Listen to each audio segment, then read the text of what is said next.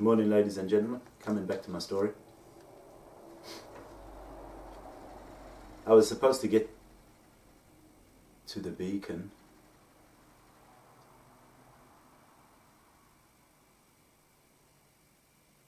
I can hear something in the background. I was supposed to get to the beacon in my story so far, but before I get to the beacon I want to tell you a little something about why the system's been fucking me over for the last couple of years, from 2011 till 2015. I'm in 2015 now, just before I go to the beacon, which is the Salvation Army. But I want to tell you about why the system's fucking me over, or why the system has oppressed me. There's Hayley, my ex-wife Mervy, there's another girl, Charlene, and there's another white girl from Rockingham. The system knows these stories from Hayley, from my ex-wife, and from these women. They've asked these women about me because we've had a history together. So I'm going to tell you one by one about each of these women. First, I'm going to start with Hayley. She's the main reason my life has been oppressed and I've lost everything. So I'll start with Hayley. Hayley and myself are first cousins as far as I'm concerned. My dad and Hayley's dad are brothers from the same father and different mothers. Yeah.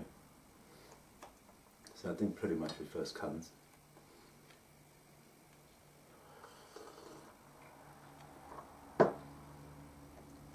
I just say to myself, we're cousins somewhere along the line, just to make myself feel better because of what happened. But it's nothing malicious, it's just... And anyway, I'll tell you a little history about me and Hayley. We used to go to their house when we were younger. You know, I used to piggyback Hayley. I remember they used to stay at the house in Linwood. We used to run around piggybacking each other as cousins and stuff like that. You know, playing as kids. And one time, must have been about the year 2000 or so, just after, I was coming back from the jail one night with Carmelita Hendricks and Robbie Dogood and stuff. And we were all going back to someone's house there in Linwood, and I was in the back of the car with Hayley and Macarena.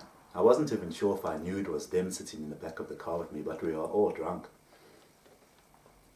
And so I started sniping the one cherry on this side, which happened to be Macarena. And we were all drunk, and then I was sniping the cherry on this side as well, which happened to be Hayley MYLES. So I was sniping this cherry here and this cherry here. This was about nearly 20 years ago. Maybe 2000. No. A little after that, maybe. But anyway, we were all coming back from the club, the nightclub, so.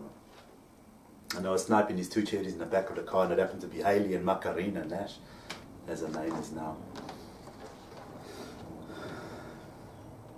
I remember that night because Carmelita gave me a lip balm, because I had dry lips, and she gave me a green tube of lip balm to use on my lips.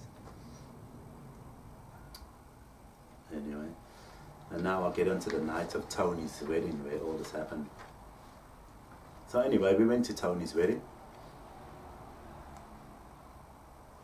I think my brother and them picked me up.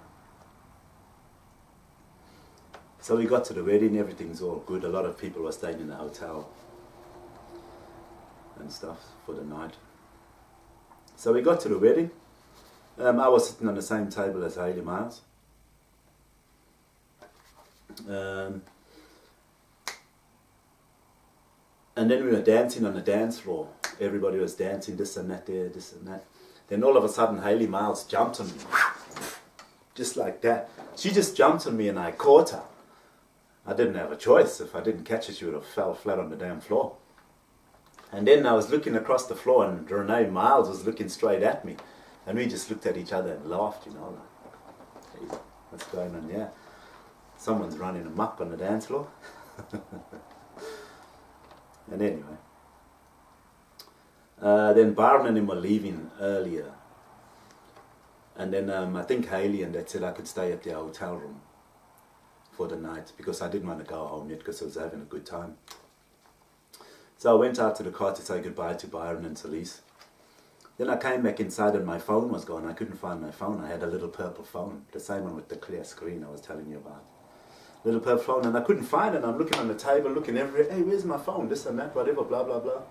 Then Hayley looked in her purse, and then Hayley had my phone. She had my phone in her purse, my purple phone. You know what I mean? So there was like a couple of things with me and Hayley that happened already before we even started mucking around, you know what I'm saying? So anyway, she had my phone in her purse. And then we carried on with the night, having a good time. And then I don't even remember the walk from the hall to the hotel room, to the hotel. I don't even remember walking there. Because obviously, I remember her looking for a key card to get into the lift and go upstairs. And we couldn't find her key card because it's a plastic card you use to open the lift. And then I don't know how we ended up. I think we must have walked around and realized, oh, there's a pool in it, yeah, while we're waiting we'll go for a swim and all that kind of stuff. So obviously that's how that happened, because we couldn't find the key card to go upstairs, so we ended up in the pool.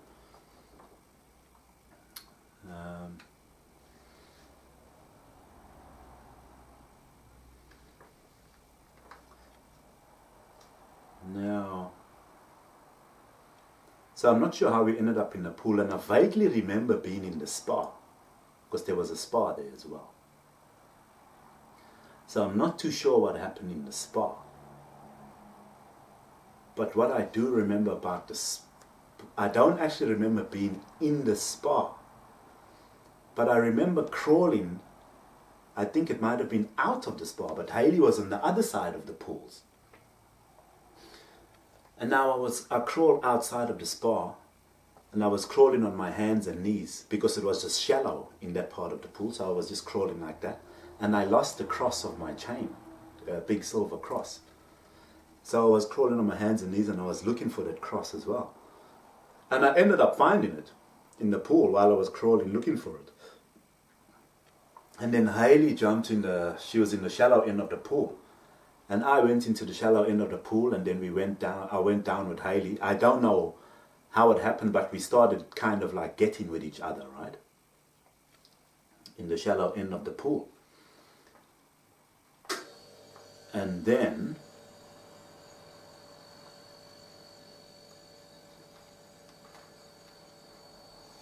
we started kind of just hugging and kissing and that kind of stuff. And then Hayley said to me, wait, yeah. No, she said, wait, come over here. And then she jumped out of the pool. So I followed her because she told me to come here. And then she walked out the pool and she went to the left. I don't know if she went to sit down or find something there or whatever. But then she turned around, came back to the right, and then she sat down on the banana chair, on the spa chair. And as far as I remember, like that, you know, she laid across the chair like that. So that's where I got the intention that, I don't know, maybe she wants me to, you know, because she told me to come follow her. And then she laid on the chair like that, so. But I'll tell you later why I got the idea I did. And then when that happened, I looked around.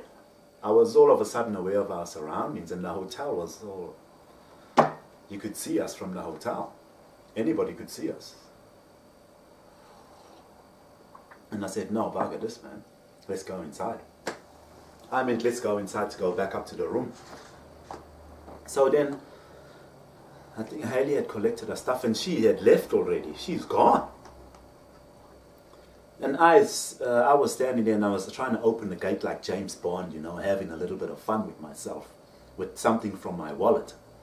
And I was messing around with the lock. I could have just easily opened the lock and walked out, but I was drunk and in a jovial mood, I guess, so I was trying to open it like James Bond. And finally I opened it, and I fucking got out the gate, and then I went inside to the hotel room.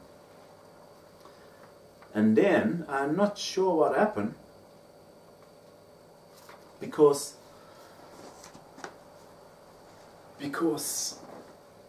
I think we tried to get into the lift again, but she couldn't find her key card again. I remember she had a brown purse. I'm pretty positive she had a brown purse. And so we couldn't find the key card again, and then we ended up on the couch. I'm not sure how, but this is the photo I've got I was telling people about. Obviously we ended up on the couch, still messing around, because we couldn't find the key card to go upstairs. And that's when, on the couch, I think I was eating a pussy, right? Because I got a photo of that, and I don't have a clue how. I don't consciously remember pulling out my phone to take a photo of HAYLEY. I've got absolutely no recollection of that. I've got absolutely no recollection of eating a pussy. But I'm pretty sure I did. But I wanted to say this. I think I got that idea from when she jumped out of the pool and she straddled a chair like that. Because I think in my mind I thought maybe she wanted me to eat a pussy. So I think that's where I got the idea from to do that when we were back in the hotel room. Because I would never fucking think of doing something like that, as far as I knew. But when you're blind drunk, strange things happen. And anyway, because I remember looking up when that was happening, and I saw like smoky glass or black glass, but then I realized it was just dark outside. It was nighttime and it was normal glass around. And I don't know what happened. Like I said, I can't consciously remember pulling out my phone and taking a photo of her. But I've got that photo, yeah. Nobody's asked me anything. People have invaded my privacy and I think they know about this photo. They're not even fucking curious to see it. No one's even asked me a question. Anyway, then we ended up in the elevators, looking for the key card again, and she still couldn't find the key card. This must have happened about 3 or 4 times, looking for the key card. And she couldn't find it. So then we were in the elevators. I remember the elevator quite clearly. I don't know if it's because of the bright lights and the warmth or whatever. I don't know. But we were in the elevator, and I remember thinking that anyone could come in at any time, you know. Anyone could walk in at any time. And so we were in the elevators, and I'm not sure if we were on the floor first, like trying to do doggy style or something. But that vaguely comes back to my head. But what I do actually remember quite clearly was HAYLEY was standing up. And she was bent over like that. And I had a skirt up. And I was trying to stick my penis into her. Right? But my dick was soft. So I couldn't get it in anywhere. So I'm pushing like this and trying to get it in. And I couldn't get it in because my dick was soft. I remember that very clearly. So I couldn't get it in anywhere. So I'm just trying to stick it in, and nothing was happening because it was too soft. So as I figured, the usual procedure is to have a head job to try and get your dick out. So I turned HAYLEY around like that. She was still standing bent over like that.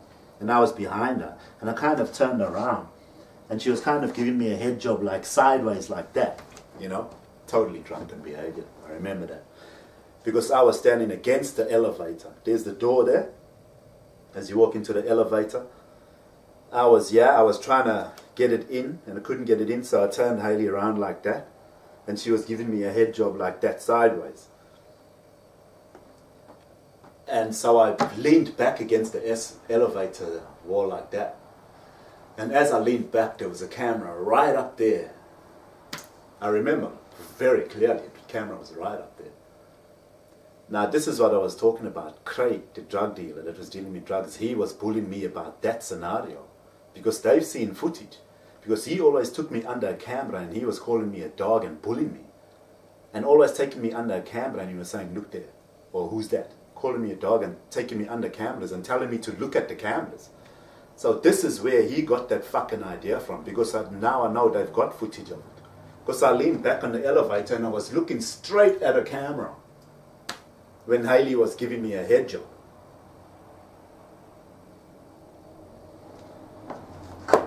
And then after that, hey, I'm not sure.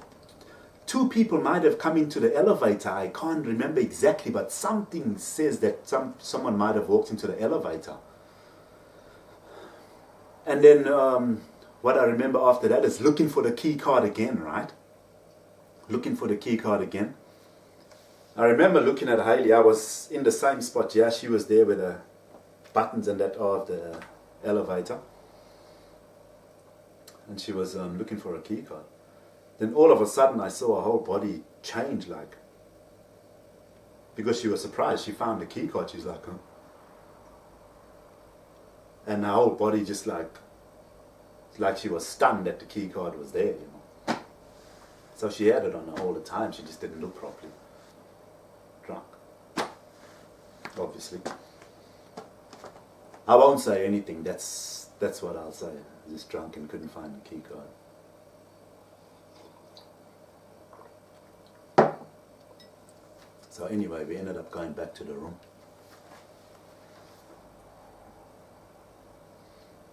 Now when we went back to the room, she done the same strange thing again. We went into the room. There was a bed in the middle, there was a bed on the side, and the toilets were up there. Now we went to between the middle bed and the bed by the wall. And she done the same thing she done outside by the pool. I was standing there, and then she jumped into the middle bed. She jumped in, and then she turned around, all the way around, and she got out, and then she jumped into the other bed.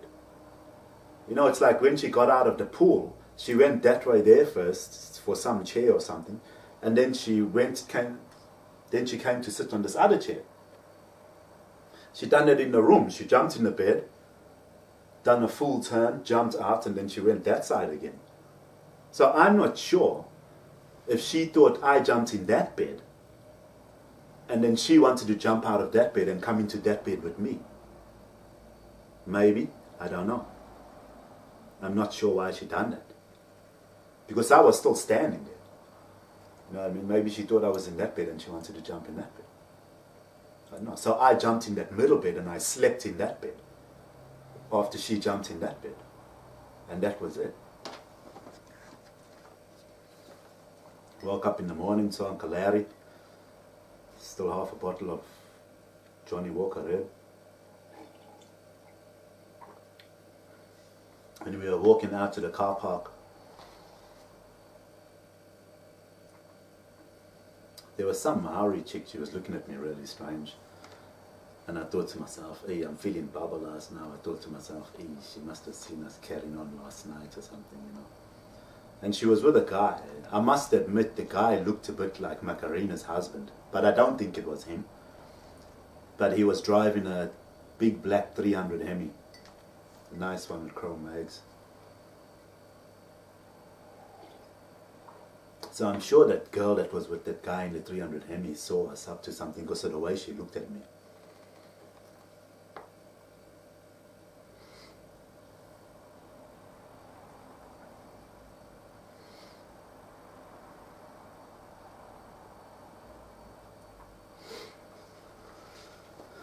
Well, anyway, now this Hayley thing was very important because this is what started this whole shebang of people oppressing my life and ruining my life. Now I saw Hayley in 2012, met Lorenzo. We made a date in 2013 that she reneged on and she had to go to work. Then she never called me back after that. Then she tried taking me to court. I didn't end up going to court, but they ended up getting my child support money. I don't know how. And I saw her and Lorenzo in 2015 again, but by this time they had all orchestrated some plan to oppress me and deny my progression in the system, my future, my career, and my life. I went to see her a couple of weeks ago. I go see my son. I can see him anytime. So I went to see Hayley. She didn't want to talk about this night because I wanted to talk. I wanted her to come over and talk about this night that happened, of how we conceived Lorenzo or whatever. She didn't want to talk about it, so that's cool. So I'll talk to everybody else about it. I was a little bit offended about that because I've lost everything in my whole life, and she don't want to talk about it. Her dad hasn't spoken about it to me. No one said anything about it to me. So I want to tell you how I feel about it. I want to tell you how offended I feel about the whole thing with me and Hayley.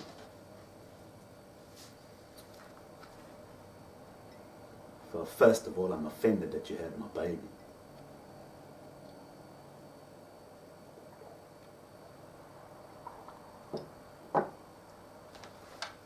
Of course, it's turned into a beautiful thing. It's no more problem now because there's too much love and joy to be had. But I'm offended about it, that you had my baby. I wanted a son, and I wanted to call him Baden. She's got a son, and she's called him Lorenzo, named after her father. People knew this is what I wanted. Now, I'm offended that you had my baby. But I mean, we're friends. I can't blame you because I'm also to blame. But I'm offended that you had 4 missed periods. And as far as I'm concerned, or I know, if a woman misses a period, that means you're pregnant. Doesn't it? So you missed 1 period, you might be pregnant. You missed 2 periods, you might be pregnant. You missed 3 periods, you might be pregnant. You missed 4 periods, you might be pregnant. I'm offended at that bad behavior. Now, if you thought that I could be the father, you were supposed to have an abortion the way I see it. Because if I knew that there was a chance I could be the father, I would have had an abortion, or I would have conversated with you, and we would have made a plan to have an abortion, because it wouldn't have been the right thing to have conceived a baby, us being cousins. Another thing I'm very offended about is that for a woman, or a young woman, is this: that you are fucking 3 other guys at the same time. Me included, I think.